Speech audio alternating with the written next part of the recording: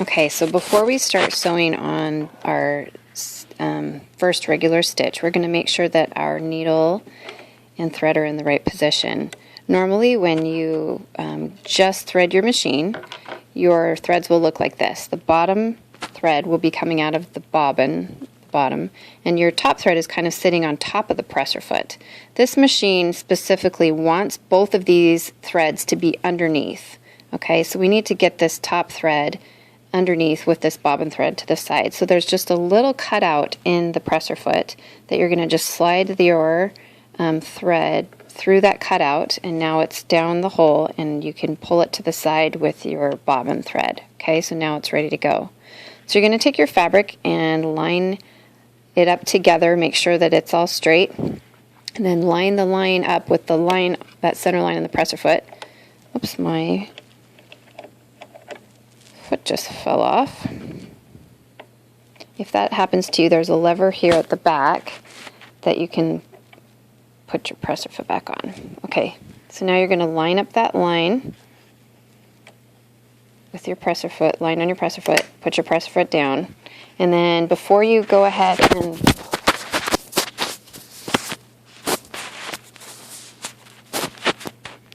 put your presser foot down, and then before you go ahead and press on your foot pedal, you're going to take over here on your hand wheel, and I want you to remember to go towards you this way, but you're just going to go ahead and carefully put your needle down in your fabric. I always start with my needle down. It's just a really good way to get your needle and thread secure so it doesn't kind of go crazy, especially on this machine.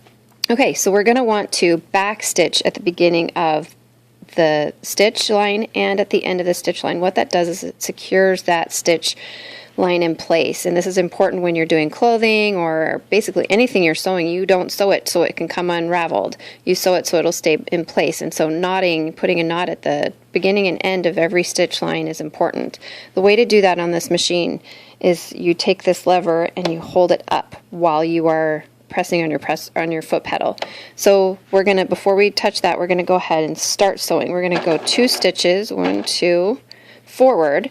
Now we go over here, lift this up, and it's then come back. While I'm holding it up, I'm gonna go 2 stitch backward. Now I've let go of this lever, just let it go, and now go ahead and continue to sew all the way off.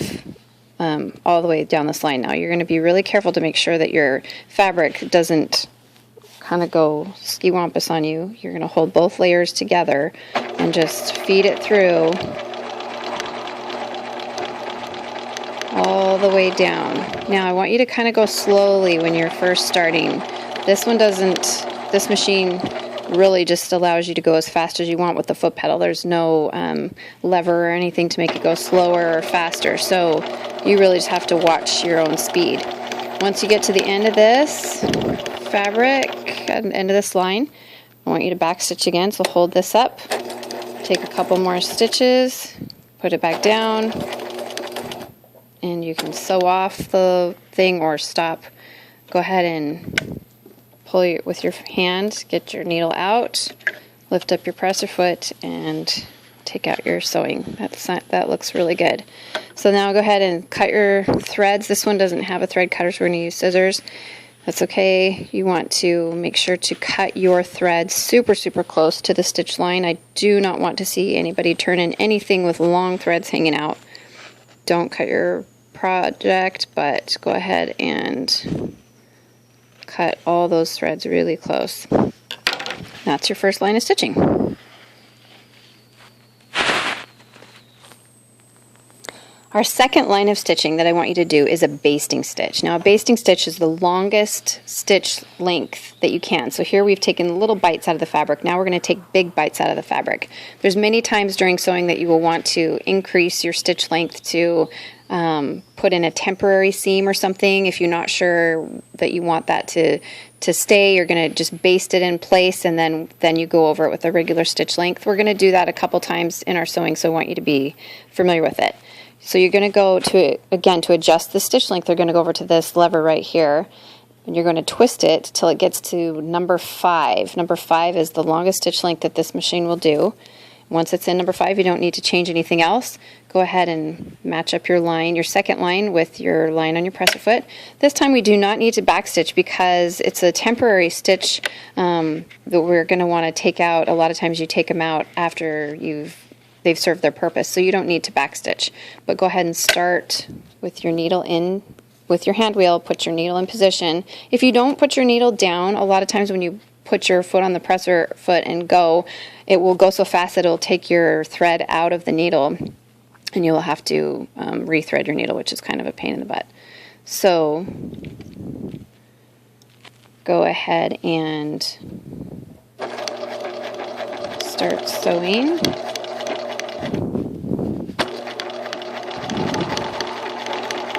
All the way off. And see how long those stitches are. Go ahead and cut your threads. That is a basting stitch. It's seem a lot longer than the regular stitch. Okay, so for the third stitch on the stitch sampler, we're going to do a zigzag. Now I want you to after you're finished doing any of these decorative stitches, always put it back to the regular position. So we're going to go ahead and put it back to a 2. That way we know we're back at square one, okay? But now I want to do a zigzag. So we're going to leave the stitch length at a 2. This time we're going to change this upper knob that we were talking about later that I said to keep it a 0. This tells the machine to do a zigzag stitch, and it tells you the higher the number, the wider the bite of the zigzag. So if you only want to have a little zigzag, you can put it at a 0.5 or a 1. If you want to have a medium-sized zigzag, which is what we want, you're going to put it at a 3. So this outer gray knob, you're going to move and tell the machine what size of a zigzag you want it to do. So I'd like you to do it at a 3, and go ahead and set your presser foot down on the third line. Put your needle down, and as you can see, when you do this, the needle is going to go on either side of this line because we are taking a zigzag.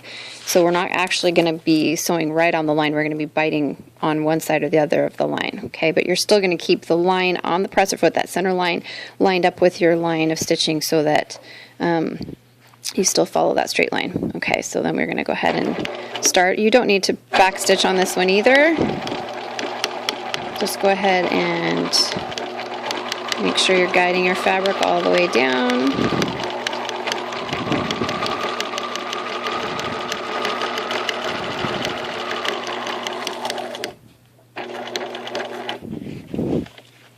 And get all the way off. Cut your threads. That's a really nice looking zigzag stitch. Good job. Okay.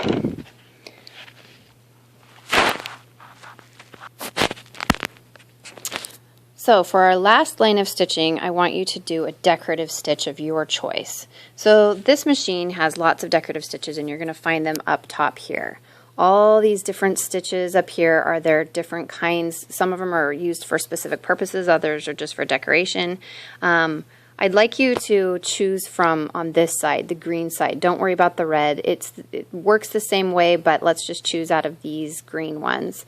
So normally this lever is on this bottom, this little green part tells you which one it's on.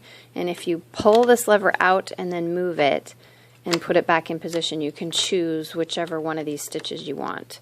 So up top here, it's really important that you understand this, and it's a little tricky, but you guys can get it.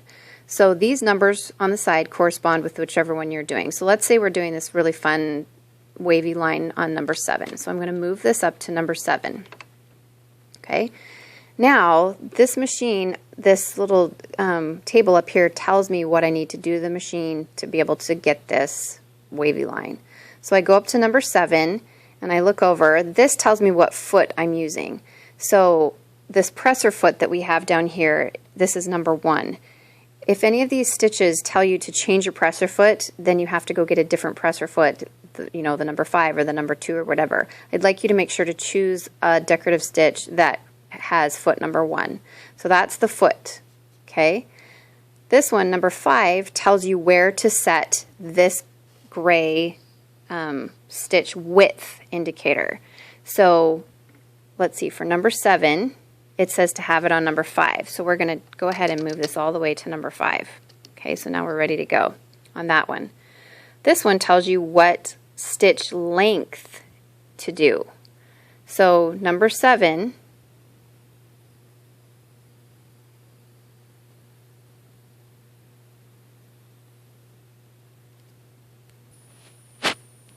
so for number 7, if you look, it has a bunch of lines right there. It doesn't tell you a number. That means you can really adjust it to whatever number you want. So the smaller it's talking about this stitch length right here. So the smaller the number, you don't want to go to 0 because then it won't be very big at all. But the smaller the number, the smaller the stitches. The bigger number, the bigger the stitches. So it's going to allow you to choose. Some of these have specific ones they want you to do, so you're going to put the number, you know, that lever to wherever it wants. But this one you can choose. So I'm going to go ahead and do a regular stitch length at 2. So I've got it to number 5. I've got this to 7, 2. I've got to get my fabric ready, and then we'll... Okay, I've lined up my last line. I've got everything set. I'm going to go ahead and put my needle down with my hand wheel into the fabric, and we're going to go ahead and don't worry about back stitching. I just want to see that you know how to do a decorative stitch, so we can see that this is doing a fun pattern.